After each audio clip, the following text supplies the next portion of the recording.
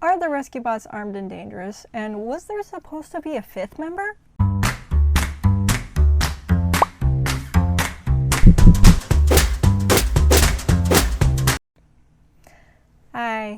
You would think that those are dumb questions, since as rescue workers, they would have only rescue tools in their arsenal, and the ship shows only 4 stasis pods.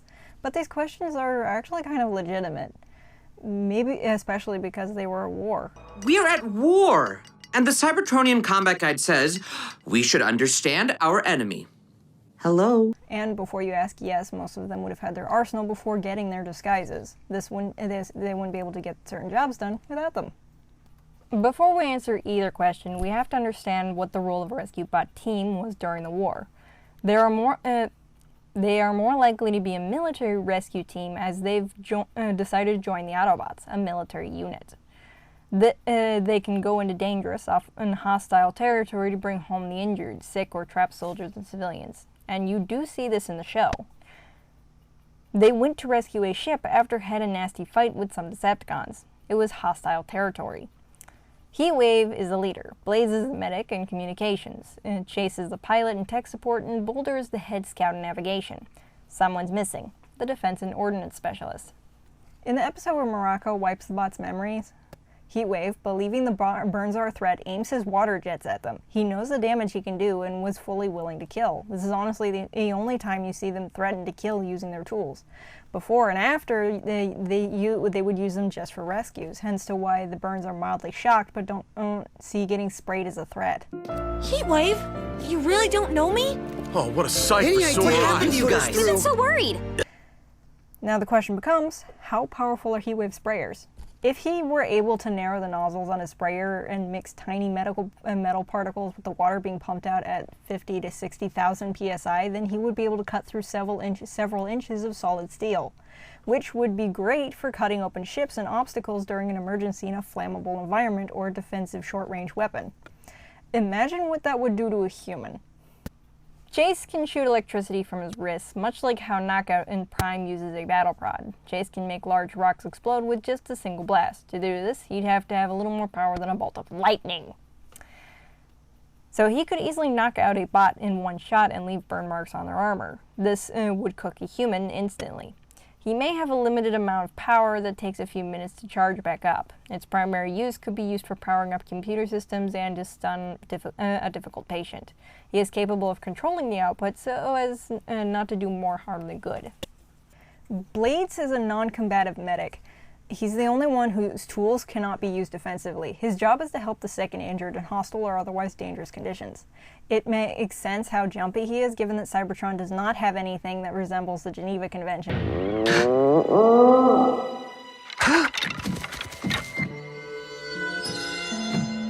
Ah! Chase!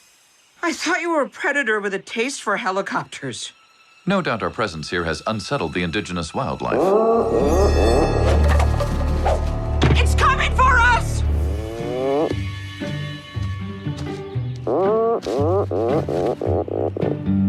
We tell no one of this. Agreed. His wings can cut through giant plant vines like butter, but this comes with his disguise, so we can't really use it. If he were able to detach them, then he could use them as swords, much like the bot he was heavily based on. Boulder uses seismic mapping, which is a weaker version of Thunderhoof's abilities. On this small scale, he can collapse unstable tunnels, break rocks, and detect movement. Because he has a lot less control, he often causes a bit of damage, mostly small quakes. It's not strong enough to hurt bots or split the Earth. At most, he can do a level 2, maybe 3 earthquake. This makes him surprisingly harmless and easy pickings for any Decepticon. It's also possible that it can be used as a form of communications between bots with this specific ability. So Boulder would be able to say hi to Thunderhoof from Bumblebee's base with a simple foot stomp. Glad he lives on Griffin Rock. And last, their fifth member. Every time we see the inside of the ship, we see 4 stasis pods and 4 seats, the command seat and 3 at the main console. The thing is, there's a second console in front of the first. The bots never touch this console except when Salvage installs Irvis. This console has small monitors, buttons, controls, schematics, and keyboards. It's meant to be monitored by someone walking and standing. The main console handles navigation, driving, communications. The secondary one likely handles shields, weapons, and ship diagnostics, which is what Irvis ends up doing once installed. And it doesn't even have to push a button. In Prime, the Nemesis has a similar station, and it's being monitored 24/7, so you know it's important. Irvis was designed to take over that station. Now comes the pod question. Why only 4? Well, there might actually be 7 or 8 pods. We only ever get to see a view from the front, so we'll only count 4. The thing is, they're a rescue ship. They would need extras in case they needed to take on someone who was, multiple someones who were injured and isn't going to be able to make it to a medic in time. Likely in a storage bay or something. It's possible that there's also supposed to be at least one person on duty at any given time, especially during an emergency. But how do we know that they have an extra member if the bots in question is never mentioned? Well, unless the show intends for a character to show up, they're never going to name drop them. Besides, only Cade would bother to ask such a question. Not that he does. Heatwave makes a comment that indicates they've been betrayed before. He's not getting away that easy. Heatwave, think. There must be a good explanation for Chase's behavior. He'd never turn on us intentionally. Hi, Dad. Did you not just see the same thing we all did?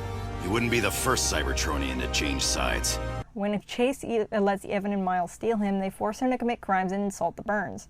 Heatwave takes it very personally. Cade takes it more personally than Heatwave, but that's not here nor there. The betrayal was confusing because 1, it's Evan and Miles, crooks who can't give him anything he might want, and 2, it's odd behavior from Chase. The 5th member likely betrayed them early on because the Decepticons offered him something better, or didn't give him a choice. Heatwave also makes it a point to keep an eye on and study his team's behavior so he could see it coming and make a decision. He's had a hard time trusting and likely never replaced him because he didn't want his team going through that again. This brings up another question. What was their position exactly? As they're at war and the only fighter on the team is Heatwave, who doesn't seem to learn how to fight until he got to Earth, they were likely the defense in case things got dangerous. The bot handling bombs, surprise attacks, monsters, everything the rescue bots can't do. Him doing all this in order to protect the bots doing the rescuing, especially because they're often in hostile territory.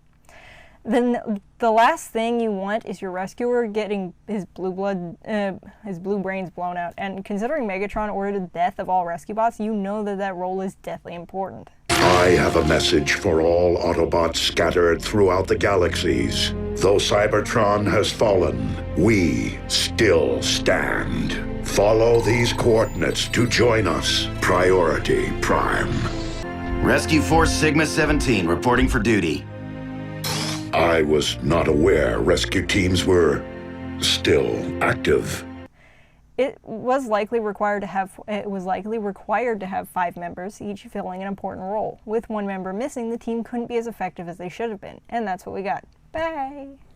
Comment, like, and subscribe. Don't be rude to me. Bye.